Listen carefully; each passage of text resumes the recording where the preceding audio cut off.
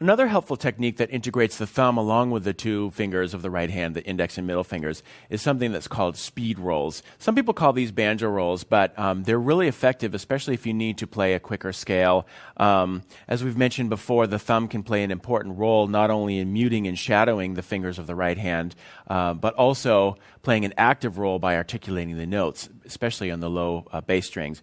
But you can use it to create these nice three-note triplet patterns.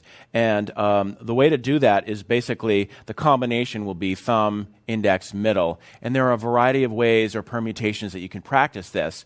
You can start with the thumb and go P-I-M, or you can start with the thumb and go P-M-I. I would recommend checking out both and seeing which one feels more comfortable and natural to you. Sometimes it may be even helpful to start the roll with the middle. So now you're going backwards, middle, index, thumb, middle, index, thumb. And when you start this exercise, just start off playing an open string as indicated on your handout here. The very first measure there just features triplet patterns on an open G string. And if you're going to isolate these three fingers, experiment starting the pattern with different fingers. So maybe if I go middle, index, P, it'll be like this. Middle, index, thumb, middle, index, thumb. And what you might find helpful to do is accent the first note of every triplet to just keep your rhythm solid and keep your tone together, all of those things. So you might just want to put a very subtle accent on the front of it.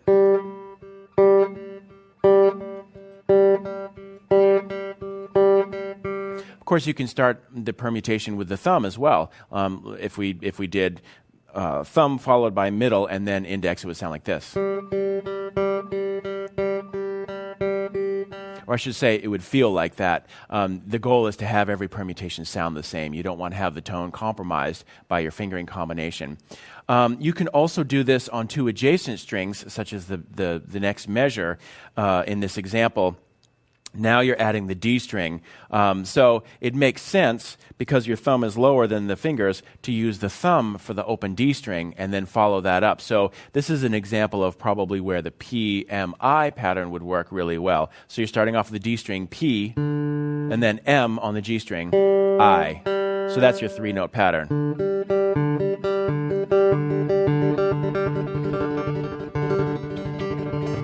And just gradually build up the speed. Now, if you're playing this slower, you just want to notice that I muted out the D string so it's not ringing. So if you're playing it like at a slower tempo.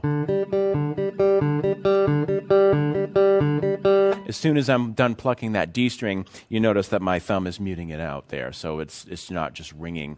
Now, the tricky part is then to add this technique to a scale pattern or a melodic pattern with the left hand, because it may be counterintuitive. It may feel a little strange at first because your fingers are going in a particular direction. As you move up, it's going to be moving from this part of the hand to the back of the hand, right?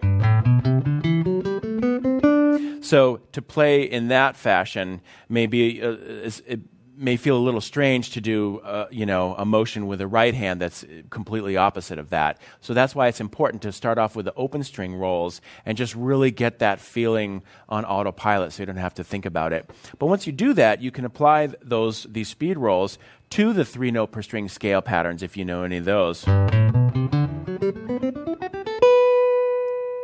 And it sounds just as fluid as you would with using the I and M, but you can actually get a lot more speed.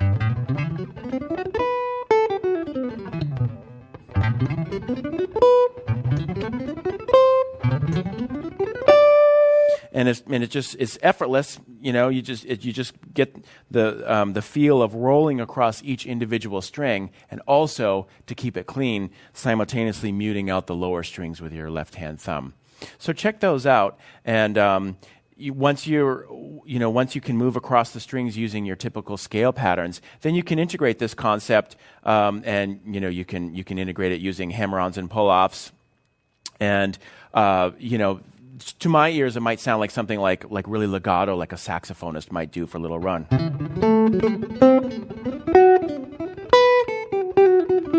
Get these nice little flourishes.